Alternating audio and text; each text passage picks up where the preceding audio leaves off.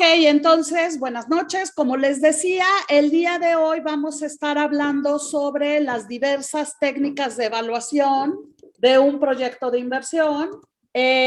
Para esto vamos a utilizar el ejemplo de dos diferentes proyectos de inversión. Para eso tengo que poner por aquí el costo promedio de capital, que es de 18% para la empresa. Ese costo promedio ponderado de capital también se llama TREMA, tasa de rendimiento mínima aceptable. Y también se llama TIRM, tasa interna de rendimiento mínima. No es cierto. Tasa de rendimiento mínima aceptable. ¿De acuerdo? Y entonces, ahora lo que queremos hacer es, pues, tomar los flujos de efectivo de nuestros diferentes proyectos. Yo les dije que iban a ser dos. Para que un proyecto se pueda comparar con otro, tenemos que procurar que el plazo de los flujos de efectivo sea el mismo y que las inversiones sean, pues, similares, ¿no? El primer proyecto es este, se llama WI. La inversión inicial es de 250 millones.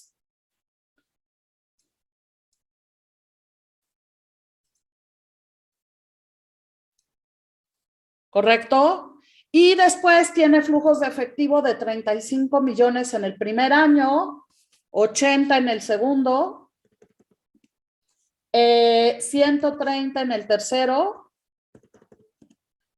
160 en el cuarto y 175 en el quinto. ¿Correcto?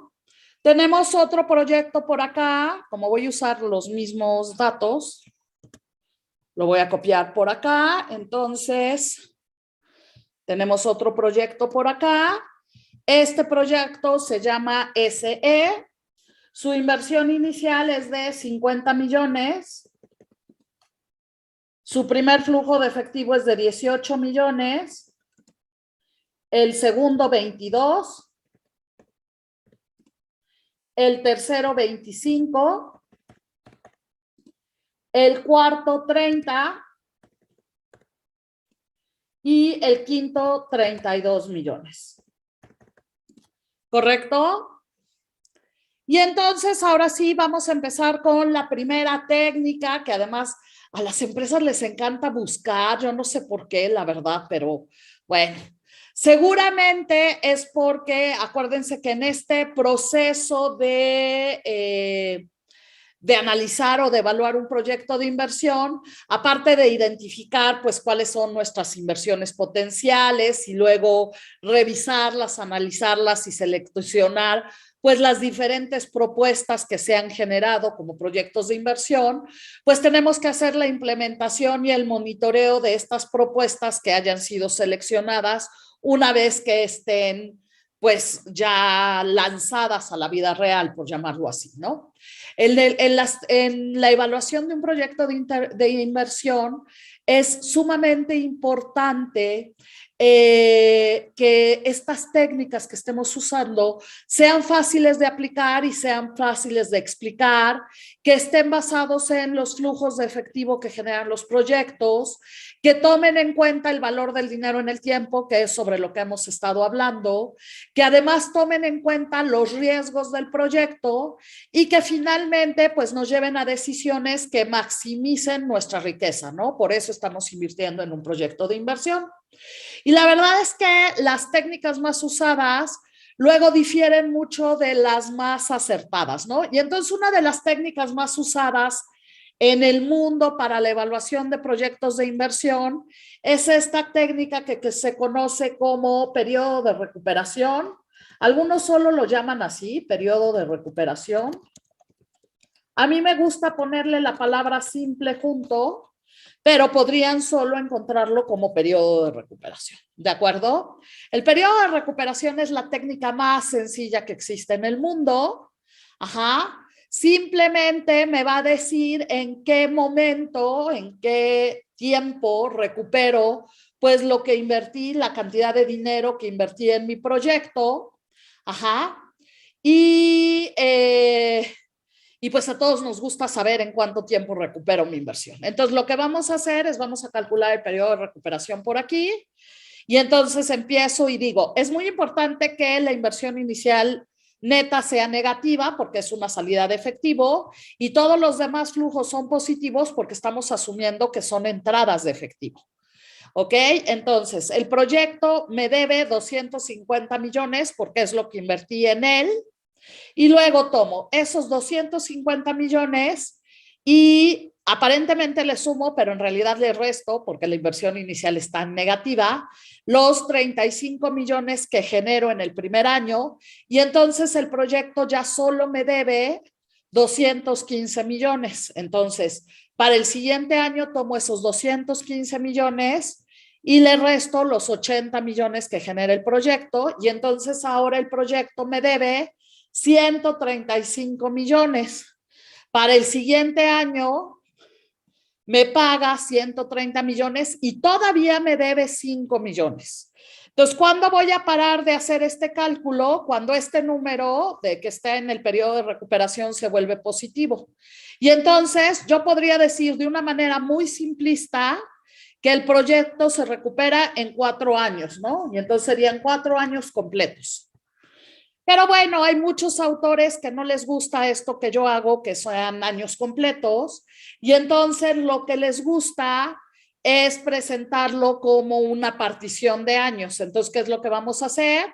Vamos a tomar, vamos a quitarle el signo negativo, entonces menos los 5 millones que me debe el proyecto entre lo que va a generar el siguiente año. Ajá. Y entonces me sale 0.03 y entonces yo puedo decir que el proyecto se recupera en 3.03 años. 3.03 años. Esa es otra forma de dar la misma respuesta, ¿no? Aquí dije 4 años completo, pero pues 3.03 no se parece a 4 años completos. Ajá. Pero tampoco podría decir que se recupera en 3 años, ¿estamos de acuerdo? Porque eso no sería cierto. Y a algunas personas les gusta dar esta respuesta con los meses, ¿no? Entonces, pues multiplico ese 0.03 por 12 y entonces resulta ser que este número puede ser muy grande o muy chiquito, en este caso es muy pequeño, siempre se redondea hacia arriba y entonces tendría que decir que recupero el proyecto en 3 años, 1 mes. ¿Correcto? Lo encantador de nuestra técnica de evaluación es que siempre tiene una serie de reglas, ¿no? Y entonces, algunas me dan hacia aceptar el proyecto y otras hacia rechazar el proyecto. Si el periodo de recuperación es menor o igual, si el periodo de recuperación es menor o igual al periodo de recuperación máximo aceptable de la empresa, entonces aquí le voy a poner periodo de recuperación máximo aceptable de la empresa, entonces acepto el proyecto. Entonces, si la empresa te dice que puede recuperar su inversión en 4 años, pues claramente este se aceptaría. Pero si te dice que es en 3, pues entonces ya no se aceptaría, se rechazaría. ¿Estamos de acuerdo? ¿Por qué? Porque se rechaza si el periodo de recuperación es mayor que el periodo de recuperación máximo aceptable por la empresa. Y tal vez ese sea uno de los principales problemas del periodo de recuperación. ¿Quién fija el periodo de recuperación máximo aceptable? Pues la empresa. Y el problema es que pues lo hace cuando son empresas que invierten en muchos proyectos, pues lo hace basado en su experiencia. Pero muchas veces simplemente es un periodo arbitrario que a alguien se le ocurrió. ¿De acuerdo? ¿Cuáles son entonces las ventajas de esta técnica? Pues obviamente que si se dan cuenta es muy fácil de calcular, es bastante fácil de entender y además se enfoca en los flujos de efectivo. Pero ¿cuáles son las desventajas? pues que no toma en cuenta el valor del dinero en el tiempo. La otra es que pues no hace un ajuste apropiado a los riesgos. Además, yo dejo de considerar los flujos una vez que recupero mi inversión, y aquí hay un flujo de 175 millones bastante importante. Entonces, pues eso tampoco sería justo y no nos lleva a decisiones que maximicen el valor, ¿de acuerdo? Vamos a hacer rápidamente el del segundo proyecto, otra vez. El proyecto me debe 50 millones, me paga 18 millones, ya nada más me debe 32, me paga 22 millones, ya nada más me debe 10, me paga 25 millones, ya no me debe nada. ¿Sí lo vemos? Entonces, en este caso, pues tendríamos que decir que el periodo de recuperación simple de nuestro segundo proyecto sería de 3 años, porque en realidad se vuelve positivo hasta el año 3. Pero otra vez, como habíamos dicho, pues a algunas personas les gusta dar esto en fracción de año, entonces pondría menos 10 millones entre 25 y me da 0.40, entonces tendría que decir, estoy sobre el año 2, ¿correcto? Entonces, 2 años, 2.40 años, esa es una opción.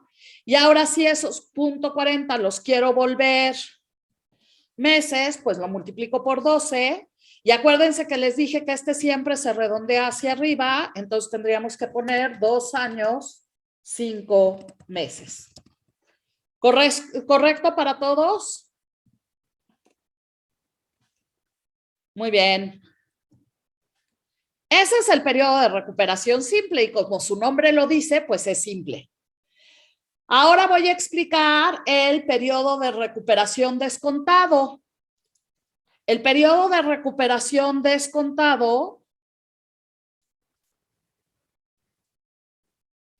pues se crea para de alguna manera quitarle alguna de las desventajas al periodo de recuperación simple, ¿no?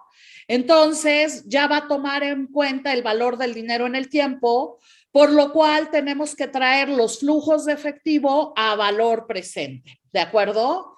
Y entonces, primero traemos los flujos de efectivo a valor presente. ¿Cómo hago eso? Pues con la fórmula de valor presente que ustedes ya conocen, que es valor futuro entre 1 más la tasa de interés elevado al número de periodos, y entonces voy a tomar el flujo original, 250 millones, entre paréntesis 1 más la tasa que dijimos que es 18%, elevado, pues en este primer caso a la 0. No se preocupen, el primero está perfecto. A la 0 siempre va a ser el mismo número. ¿Ok?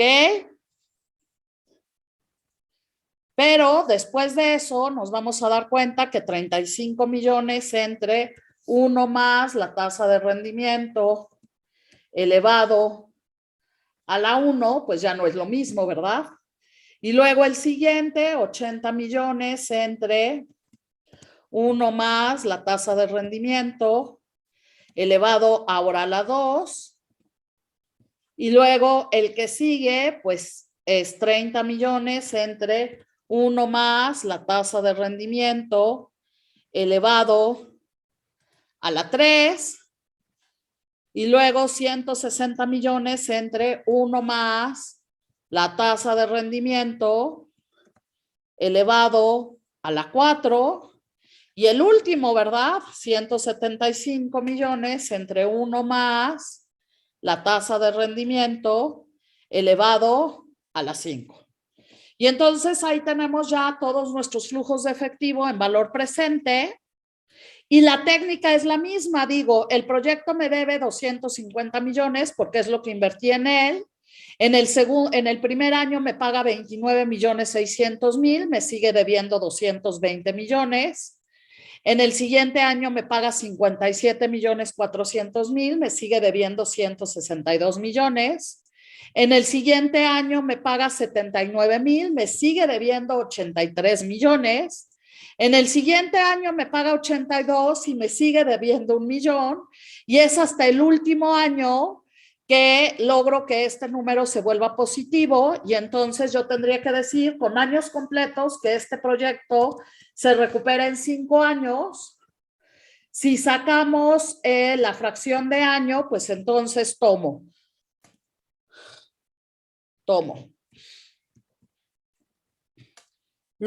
El 1,235,000, que es el último negativo, entre el siguiente flujo de efectivo y me sale 0.02, entonces tendría que decir 4.02 años. Y si quiero volver eso en meses, pues lo multiplico por 12 y acuérdense que esto siempre se redondea hacia arriba, tendría que ser 4 años, 1 mes. ¿Correcto? La regla de decisión es muy similar a la anterior. Si el periodo de recuperación descontado es menor o igual que el periodo de recuperación descontado máximo aceptable, pues entonces se acepta el proyecto, pero si el periodo de recuperación descontado es mayor que el periodo de recuperación aceptable, máximo aceptable, pues se rechaza el proyecto. Vamos a hacer el de nuestro otro proyecto por aquí.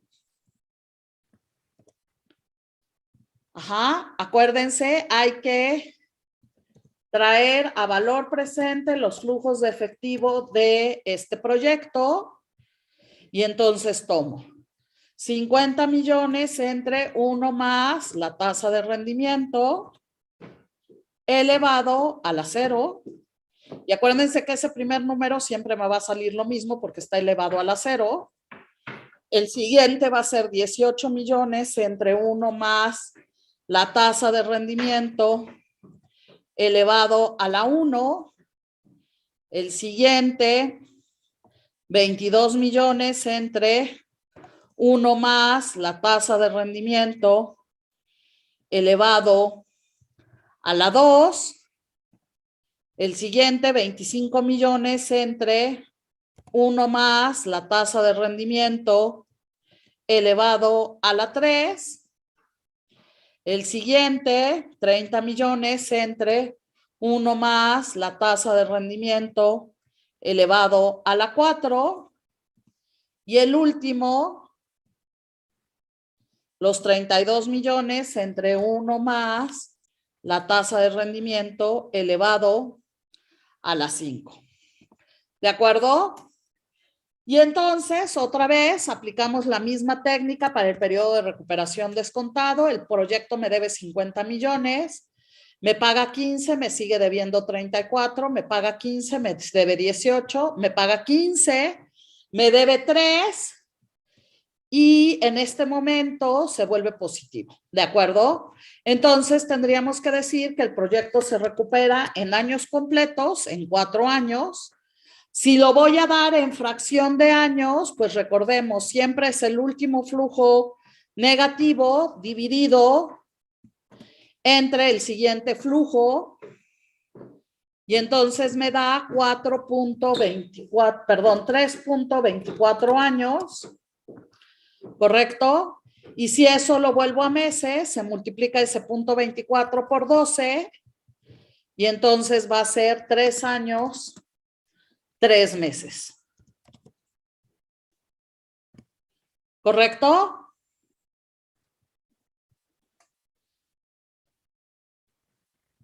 Muy bien. Ahora, si los proyectos fueran independientes y mi periodo de recuperación máximo aceptable fueran 4 años, pues se aceptarían los dos, ¿verdad? Pero si fueran mutuamente excluyentes, ¿qué quiere decir eso? Que solo voy a invertir en uno de ellos porque cubren las mismas funciones, pues aceptaría el segundo proyecto y rechazaría el primer proyecto. En el segundo caso, igual, si mi periodo de recuperación descontado máximo aceptable es de 5 años, si son proyectos independientes, se aceptan los dos proyectos porque este está en el límite. Pero si son mutuamente excluyentes, otra vez, porque cubren la misma función, solo puedo invertir en uno de ellos, pues aceptaría el segundo proyecto y rechazaría el primero. ¿Ok?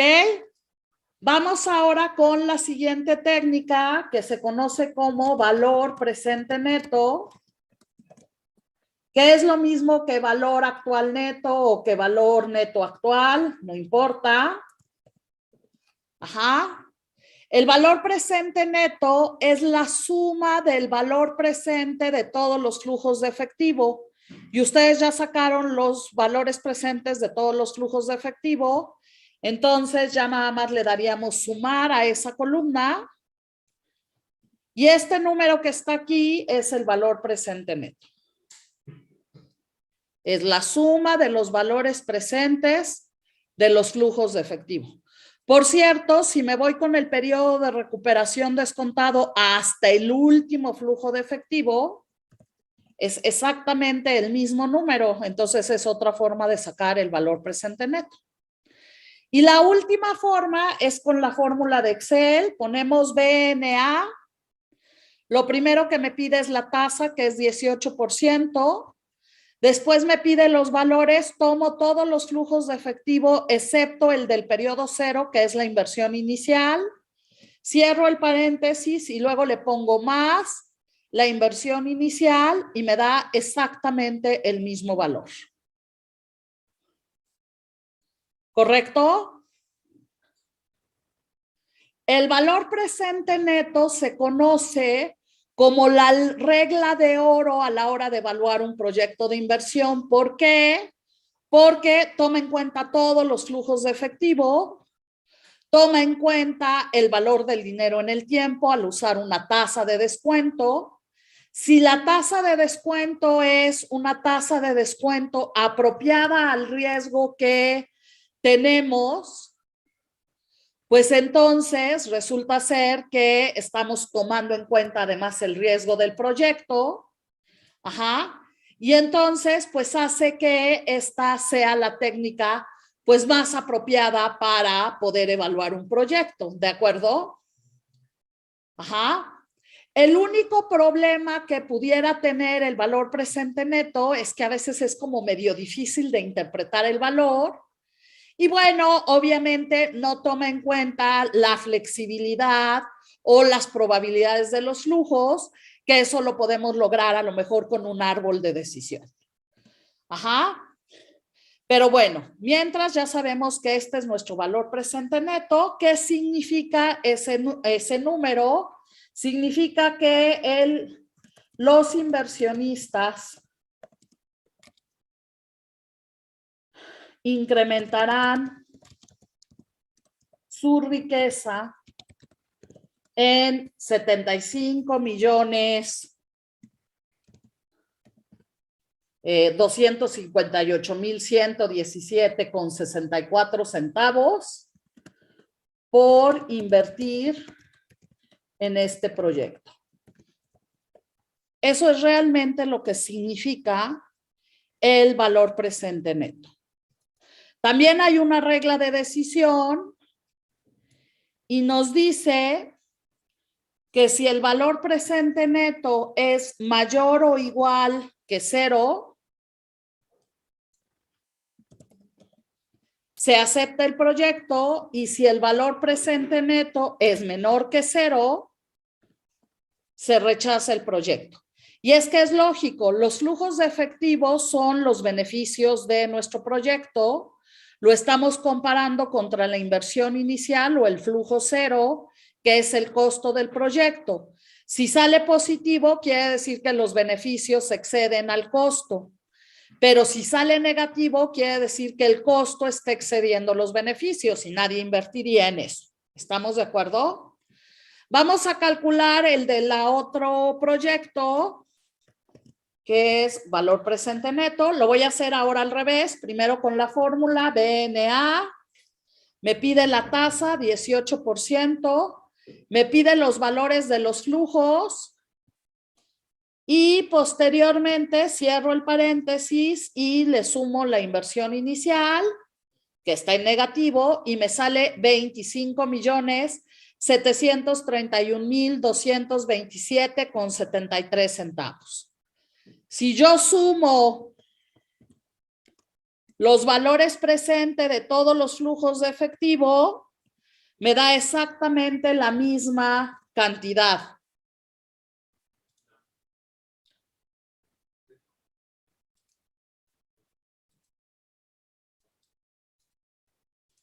Y si yo sigo el periodo de recuperación descontado hasta el último flujo, pues otra vez la cantidad es el mismo.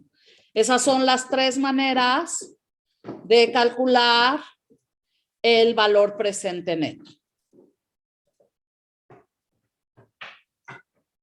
En este caso, si se dan cuenta, si los proyectos son independientes, o sea, si fuéramos a invertir en los dos, pues podríamos invertir en los dos porque los dos tienen un valor presente neto positivo. Pero si fueran mutuamente excluyentes, definitivamente escogeríamos el primer proyecto y el segundo proyecto se rechazaría debido a que su valor presente neto es más pequeño. Otra técnica que se usa para evaluar proyectos, y esta le encanta a todos los empresarios, a todos los inversionistas, es la que se conoce como tasa interna de rendimiento o de retorno. TIR. Antes, calcular la TIR era la cosa más terrible que existía en el planeta, porque la TIR es la tasa que hace que el valor presente neto se vuelva cero, pero entonces despejar para el WACC, para el costo promedio ponderado de capital, era una locura, y entonces hacía prueba y error. Hoy, gracias a San Excel, solo le pongo TIR, selecciono todos los flujos de efectivo y la tasa interna de rendimiento es de 27.79%.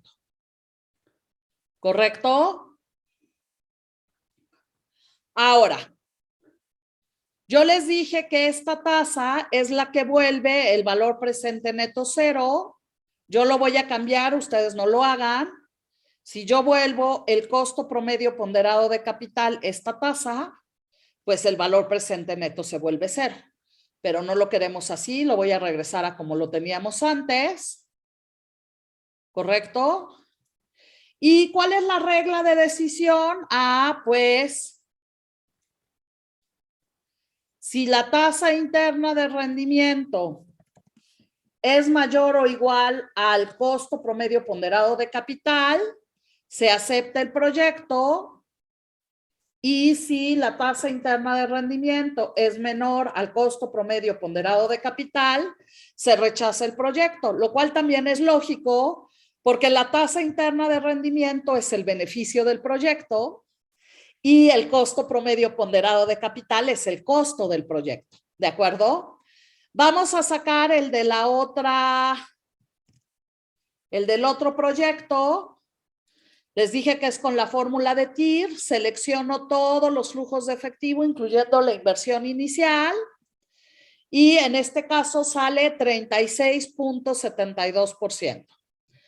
Eso haría que si los proyectos fueran independientes, se aceptan los dos proyectos, porque ambas TIR son mayores que el costo promedio ponderado de capital, pero en este caso, si fueran mutuamente excluyentes, pues tendríamos que aceptar el segundo proyecto y rechazar el primero, porque la tasa más grande es la del segundo proyecto.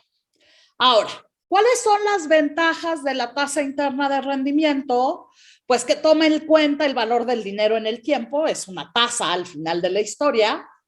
Usa los flujos de efectivo en lugar de las utilidades contables, entonces eso también es importante.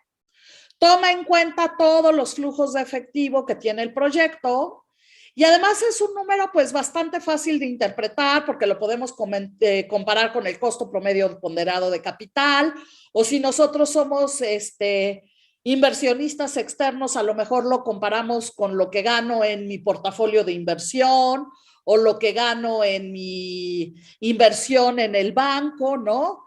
O lo que me está pagando el banco de tasa de interés. Entonces es como muy simple de saber si estoy generando más rendimiento o no. ¿Cuál es el problema de la tasa interna de rendimiento? Que cada vez que hay un cambio de signo en los flujos, se genera una tasa. De hecho, si yo aquí en vez de tener menos 250 lo tengo positivo, pues no puede hacer el cálculo, ¿sí lo ven? Entonces, cada vez que hay un cambio de signo, se genera una tasa interna de rendimiento. Con los proyectos normales, donde solo tenemos una inversión y luego todos los flujos de efectivo son positivos, como los de mi ejemplo, pues no hay ningún problema. Pero ¿qué pasa cuando el primer flujo es positivo, negativo, y el segundo es positivo, y el tercero es negativo, y el cuarto es positivo, y el quinto es positivo, y el sexto es positivo? Pues lo que va a suceder es que aquí cambia de negativo a positivo, se genera una tasa interna de rendimiento, luego de positivo a negativo se genera la segunda tasa interna de rendimiento, y luego de negativo a positivo se genera la tercera tasa interna de rendimiento. Y el problema es que a lo mejor una es 0%, la otra es 20% y la última es 50%. ¿Contra qué vamos a comparar el WACC? El costo ponderado de capital. Pues no hay manera de definirlo. Es por eso que la técnica de la tasa interna de rendimiento es muy noble para evaluar proyectos normales, pero no la debemos de usar con los proyectos anormales, ¿no? Los que tienen más de un cambio de signo. ¿Hasta aquí bien? Y por ello se crea lo que se conoce como la tasa interna de rendimiento modificada, que vuelve una desventaja en ventaja, ¿no? La desventaja de las tasas múltiples no existe en la tasa interna de rendimiento modificada, y además la tasa interna de rendimiento modificada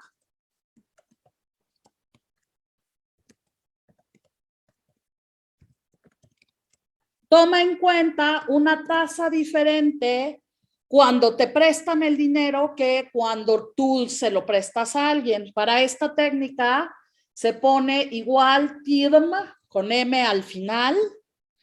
Tomas todos los valores como lo hicimos anteriormente y luego te pide una tasa de financiamiento que es el costo promedio ponderado de capital, y supongamos que la tasa de reinversión, la que te dan por tus depósitos en el banco, es de 7%. Entonces, la tasa interna de rendimiento, si se dan cuenta, se vuelve más bajita. La regla de decisión es básicamente la misma que con la TIR. Mientras esté por arriba del costo promedio ponderado de capital, se acepta el proyecto, y si está por abajo, se rechaza. Calculemos el del segundo proyecto y nos damos cuenta que también se vuelve más bajita, y que si los proyectos fueran independientes se aceptarían los dos, pero si son mutuamente excluyentes, otra vez se acepta el segundo y el primero se rechaza. Por último, la última técnica es la menos usada a nivel empresas y es el índice de rentabilidad. La base es otra vez la fórmula del valor presente neto. Si se acuerdan, en la fórmula del valor presente neto, sacábamos el valor presente de todos los flujos de efectivo y luego le restábamos la inversión inicial. Bueno, el índice de rentabilidad, en vez de restarle la inversión inicial a los flujos de efectivo en valor presente neto, lo va a dividir entre esa inversión inicial. Entonces voy a poner igual BNA, voy a poner la tasa de 18%, todos los flujos de efectivo menos la inversión inicial, y luego voy a dividir entre el absoluto, pongo APS, de la inversión inicial, Y entonces me da 1.3, 1 peso con 30 centavos.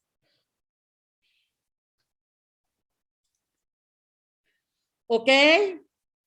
La ventaja del índice de rentabilidad es que me va a decir por cada peso invertido en el proyecto, cuántos pesos está generando el proyecto. Entonces, por cada peso invertido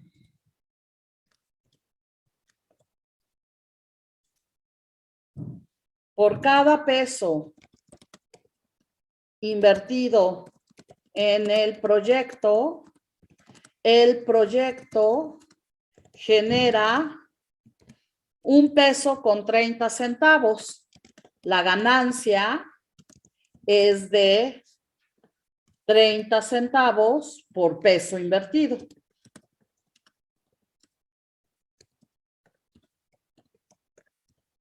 ¿Correcto? Entonces, la regla de decisión, pues también se vuelve una regla muy simple. Si el índice de rentabilidad es mayor o igual a 1 peso, pues aceptamos el proyecto, y si el índice de rentabilidad es menor que el peso, se rechaza el proyecto, ¿correcto? Ajá, vamos a sacar el otro proyecto que tenemos por aquí. Y entonces otra vez pongo igual, BNA, la tasa del 18%, los flujos excepto la inversión inicial, entre el valor absoluto de la inversión inicial, y entonces el segundo índice de rentabilidad es de 1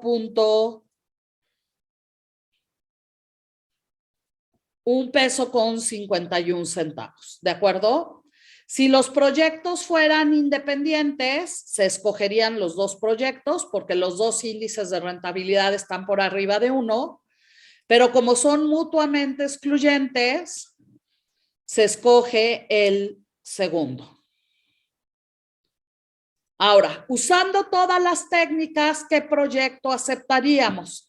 Bueno, la realidad es que los textos nos dicen que tendríamos que aceptar el valor presente neto y que entonces el proyecto a aceptar sería WI. Sin embargo, algunos otros dicen, pues yo lo que necesito es sacar el máximo provecho de cada peso invertido, y entonces más bien tendríamos que aceptar el del índice de rentabilidad mayor. Lo que es un hecho es que yo aquí hice un poco de trampa porque tenemos problemas de escala y de tiempo, de timing. Ajá. El timing de alguna manera se parece mucho porque los periodos de los flujos de efectivo son los mismos, aunque también es un hecho que este primer proyecto empieza con flujos muy pequeños y crecen conforme van pasando el tiempo, y estos crecen, pero no crecen tanto. Pero el segundo problema es más grave, que es la escala. El proyecto WI requiere una inversión de 250 millones y el DCE solo requiere 50 millones. O sea, el proyecto WI es 5 veces más grande que el DCE, ¿no? Entonces, en realidad, yo no tendría por qué estar comparando proyectos que son extremadamente dispares. Para que yo pueda hacer una buena comparación de proyectos, tengo que asegurarme que los flujos de efectivo se generan por el mismo periodo de tiempo, o sea, de preferencia la misma cantidad de años, pero a lo mejor podría comparar uno de 5 años con uno de 4. Y que, pues, si las inversiones iniciales no sean exactamente iguales, pero que se parezcan en algo, no que sea 5 veces un proyecto el del otro. Espero que con esta información haya sido lo suficientemente clara. Les agradezco mucho.